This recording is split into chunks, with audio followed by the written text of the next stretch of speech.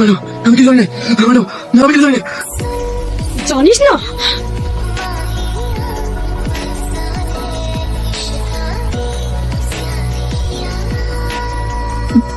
Madam, ও তো মরে যাবে।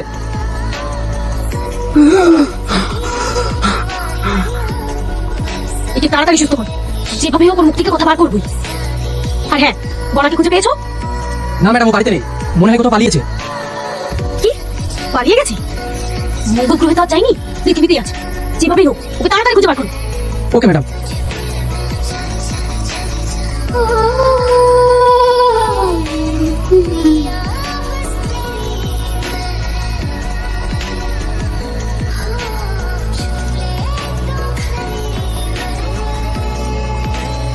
You are under arrest.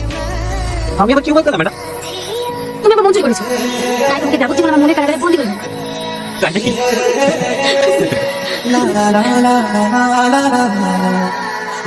কি হলো, ওভাবে কি দেখছো? তোমাকে নিয়ে আমার অনেক ভয় হয় জানো। কেন? পুলিশের চাকরিতে অনেক সত্যতা বেড়ে যায়, তাও যদি তোমার কোনো ক্ষতি করে দেয় তখন আমার কি হবে? আমার শুধু এই ভয়টাই। আরে বুদ্ধু, তুমি যদি আমার পাশে থাকো না, তাহলে আমার কেউ কোনো ক্ষতি করতে পারবে না।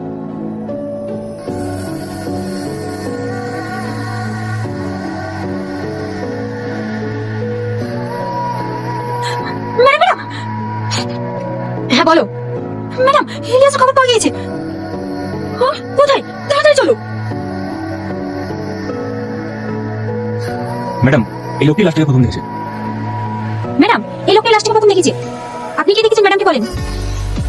আমি ভোরবেলা মাছ ধরতে আসছিলাম, তারপরে আমার পায়ে লসটা বেঁধে যায়। ভয় আমি চেঁচিয়ে উঠি, তারপরে কিছু লোক জড়ো হয়, দিয়ে আমি থানায় ফোন করি।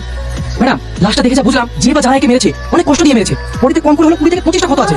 আর সবচেয়ে ভয়ঙ্কর বিষয় হলো ম্যাডাম, ইলিয়াসের হাত পায়ের সমস্ত কিছু কেটে দেওয়া হয়েছে। Shut up! ইলিয়াস, কথা বলো ইলিয়াস, তুমি ওকে ছেড়ে যেতে পারো